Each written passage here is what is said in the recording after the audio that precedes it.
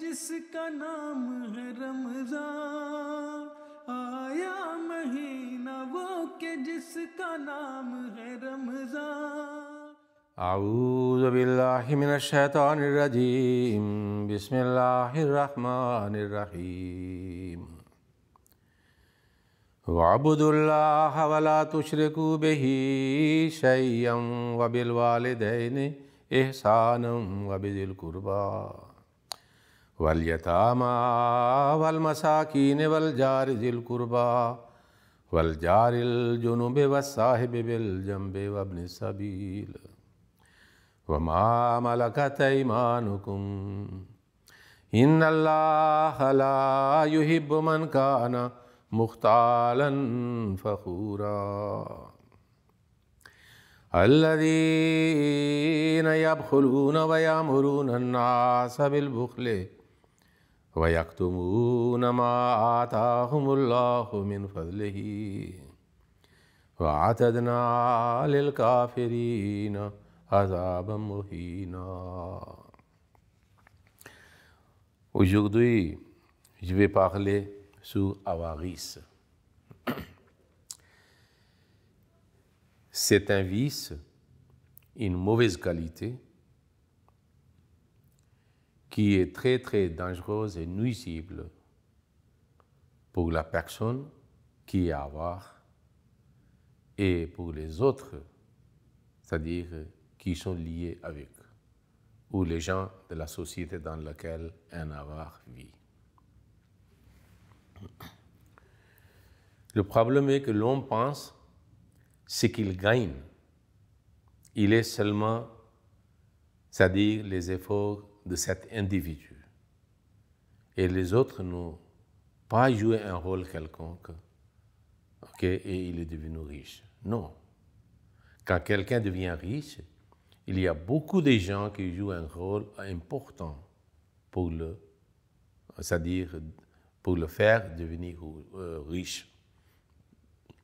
Mais il y a beaucoup de gens dans le monde, lorsqu'ils ont de richesses, ils amassent l'argent jusqu'à les montagnes. Mais après, ils pensent que c'est leur propriété, c'est la richesse exclusivement. Et puis, ils n'ont pas envie de partager cette richesse pour le bien-être des autres. Ce n'est pas seulement un vice social, c'est une maladie morale et spirituelle. Parce que ce sont des avares qui sont les causes de misère, c'est-à-dire et de crises économiques dans le monde et dans la société. Allah a créé le monde et toutes les ressources qui existent. Ce sont ses faveurs. Il est créateur de tout le monde, toute l'humanité entière. Donc ces ressources sont pour l'humanité entière. Mais c'est lui qui a fait la différence entre les hommes. Il y a certains qui sont riches et les autres sont pauvres. Allah mentionne dans le Saint-Coran. Les yabluwakum ayyukum ahsanu amala. C'est pour voir, l'homme est mis en épreuve pour tester que comment les riches se comportent vis-à-vis des pauvres, comment le puissant se comporte vis-à-vis de faibles. Okay? Et si il pense ce que je possède, ce que j'ai gagné, okay, et pour les autres, okay, donc il fait de la charité, il est généreux. Une qualité morale excellente, appréciable. Et Allah l'apprécie aussi. Mais être avare ou pratiquer l'avarice est une qualité très mauvaise. Le verset de Saint-Coran que j'ai récité, c'est de Surat An-Nisa, chapitre 4, versets 37 et 38.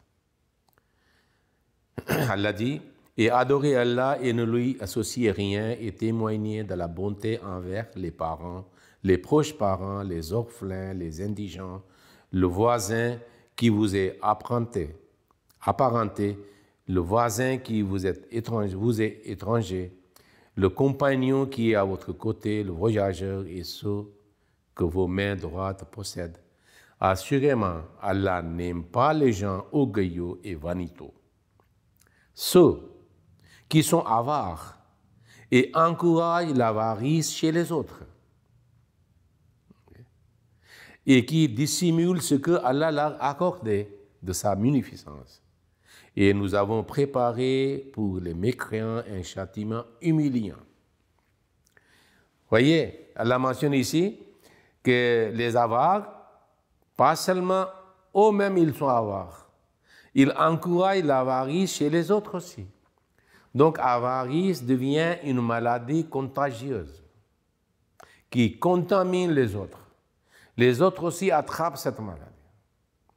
Parce que c'est lui qui est avare lui-même, ok, il ignore complètement son devoir, sa responsabilité vis-à-vis des autres, soit membres de sa famille, proches et lointains, soit les voisins et les autres qui sont proches autour de lui, qui meurt de faim, qui vit dans la misère. Il ignore complètement en pensant que c'est mon argent et ma richesse. Les autres n'ont pas un droit quelconque. Donc, alors pourquoi ils dépendent, pourquoi ils partagent? Et ces gens-là, ne pensez pas, ils vont dire à leurs enfants aussi, quand ils voient quelqu'un qui le fait, ils disent « Pourquoi tu fais ça? Ce n'est pas ta responsabilité. » Ou même, pourquoi ils sont pauvres? Pourquoi ils ne travaillent pas? Pourquoi ils ne font pas telle et telle chose pour avoir des moyens pour vivre? Ok, ce n'est pas notre casse-tête. Des choses comme ça, ils inculquent. Vous avez trouvé certaines familles, ils sont très riches, mais ils vivent comme les pauvres. Parce que comme Allah dit qu'ils ne veulent pas même montrer aux gens que nous sommes riches. Okay? Donc, ils contaminent les autres. Ils inculquent la vie avarice chez les autres, chez leurs enfants et dans le membre de famille. Okay? Donc, c'est une mauvaise qualité condamnée par Allah, okay? Rejetée par Allah. Maintenant, Allah dit dans le Saint-Coran, dans un autre verset de Sourate An-Nisa, وَلَا يَحْسَبَنَّ الَّذِينَ يَبْخَلُونَ بِمَا آتَاهُمُ اللَّهُ مِنْ فَضْلِهِ هُوَ خَيْرٌ لَهُمْ بَلْ هُوَ شَرٌّ لَهُمْ سَيُطَوَّقُونَ مَا بَخِلُوا بِهِ يَوْمَ الْقِيَامَةِ وَلِلَّهِ مِيرَاثُ السَّمَاوَاتِ وَالْأَرْضِ وَاللَّهُ بِمَا تَعْمَلُونَ خَبِيرٌ. Et que ceux qui sont avares avec les bienfaits qu'Allah leur a accordés. Et oui, aussi, un avare pense que ce n'est pas Allah qui m'a donné. C'est moi-même qui a pu avoir avec mes efforts. Ok? Malgré que c'est Allah. Qui a donné la compétence à cette personne? Qui a donné les mains, le pied, les yeux, le cerveau? Ok? La santé, c'est Allah. Il y a beaucoup de gens qui sont nés handicapés, qui sont nés aveugles, qui sont nés sourds, qui sont nés muets, dont ils n'ont pas le main, ils sont paralysés.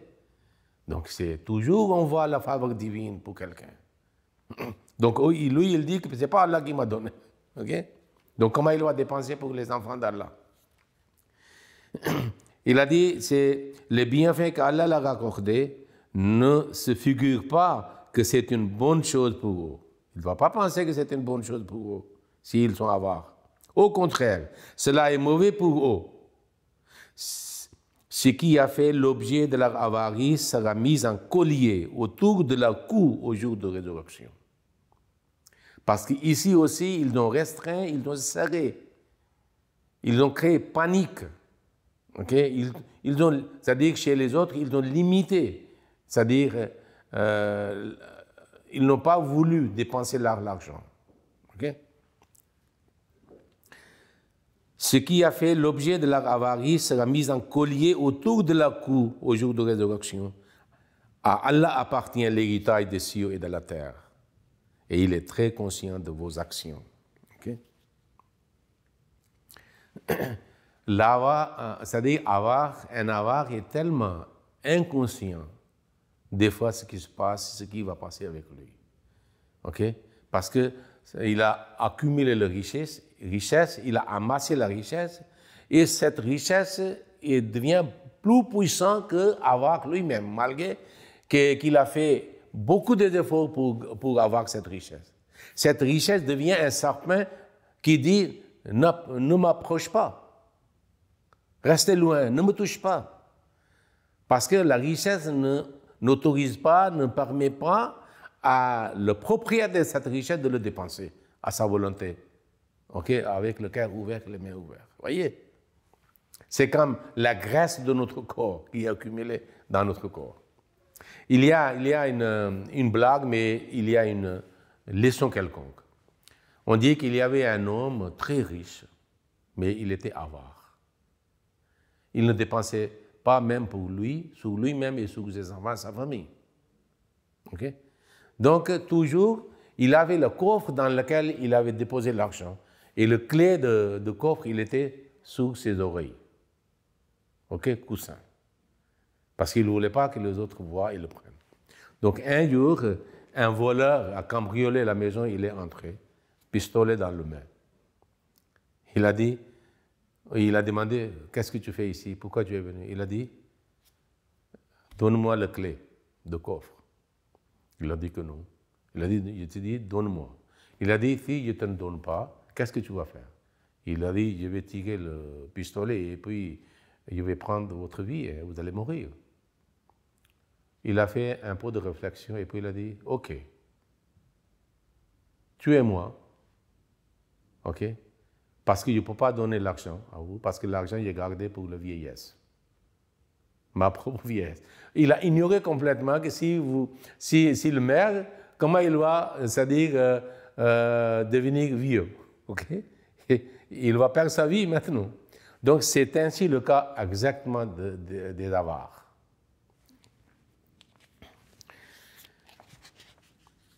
Puis, il y a dans les autres versets, nous trouvons qu'il y a certains avares qui ont, c'est-à-dire une société très gentille et ils ont envie des fois, quelqu'un qui est pauvre, surtout des fois on demande à Allah de donner la richesse, donner des moyens, et puis à ce moment-là on fait la promesse aussi que je vais remplir, c'est-à-dire mes devoirs, mes responsabilités vis-à-vis des autres. L'homme fait des promesses. Allah dit dans le Saint-Coran, parmi ces gens-là, il a dit وَمِنْهُمْ مَنْ أَعْهَدَ اللَّهَ لَئِنْ آتَانَا مِنْ فَضْلِهِ لَنَصَّدَّقَنَّ وَلَنَكُونَنَّ مِنَ الصَّالِحِينَ. C'est sur le Tawbah, chapitre, verset 75. Et il y a certains d'entre eux qui ont fait un pacte avec Allah en disant, s'il nous donne de sa munificence, nous ferons assurément l'aumône. Nous allons dépenser pour les pauvres et aux nécessiteux. Et nous serons du nombre des vertueux. Mais qu'est-ce qu'elle a dit?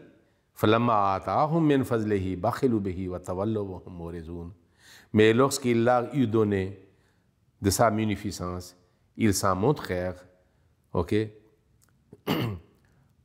parcimonieux, et ils sont détournés de leur engagement avec répugnance. Il dit, c'est quoi? Les gens viennent, et pourquoi je dépense pour les gens? C'est moi-même, je fais des efforts. Moi, je suis le maître, c'est-à-dire de ma richesse. Voyez, non? Et il oublie le pacte ou la promesse qu'on avait fait. Allah dit, ce sont les gens qui sont hypocrites. Et ici, je voulais vous, c'est-à-dire présenter une blague, mais c'est histoire, c'est-à-dire qui nous donne la leçon. Il a dit, il y avait une personne, c'est-à-dire dont le mouton était perdu. Il cherchait, il a beau chercher, il n'a pas trouvé. Alors, devant son fils, il a fait un vœu, promesse avec Allah. Si je retrouve le mouton, je vais donner comme sadaqa. Il a fait une promesse. Alors, maintenant, tout à coup, il a vu que le mouton était là. Donc, il voulait l'attraper maintenant. Vous savez, des fois, on tend le main et pour dire ou pour montrer aux animaux, c'est-à-dire aux animaux que j'ai quelque chose dans ma main et ainsi l'animal s'approche et puis on attrape. Donc il était en train de faire comme ça. Et il s'approchait. Et Mouton aussi s'approchait de lui. Et à ce moment-là, son fils dit, « Papa, tu dois tenir compte que tu as fait la promesse que si tu retrouves le mouton, tu vas faire le sadaqa. » Il a dit, « Laisse-moi attraper d'abord. Après, je verrai ce qui vivra. » Okay. C'est-à-dire, laisse-moi attraper, après, il a déjà intention d'oublier la promesse qu'il avait faite. C'est la même chose là-bas. Plusieurs fois, il y a certains qui disent, qui supplient même Allah. Même le cas d'un musulman qui avait obligé le saint prophète pour supplier pour lui, qu'il lui donne la richesse et il sera vertueux. Okay? Mais il n'a pas tenu la promesse. Il a violé sa promesse et Allah l'a puni aussi. Okay? Donc, ce sont c'est-à-dire les produits des fruits d'avarice. Et l'homme ne doit pas faire comme ça. Allah dit dans le Saint-Coran que cette vie c'est-à-dire de ce monde est un amusement, comme un jeu. Et le mot dunya qui est utilisé pour le monde, okay, dunya, c'est en réalité, c'est le féminin de Adna. Adna signifie le plus vil, plus mauvais et plus court. Parce que ce monde est éphémère, très courte durée. Et puis un homme, un être humain, combien d'années il va rester? Alors pour ce monde qui est mauvais, qui est vilain dans ce sens, c'est-à-dire l'homme fait beaucoup d'offenses contre Dieu, il prive beaucoup de gens de leurs droits, okay, à cause de cette mauvaise qualité qui est avarice.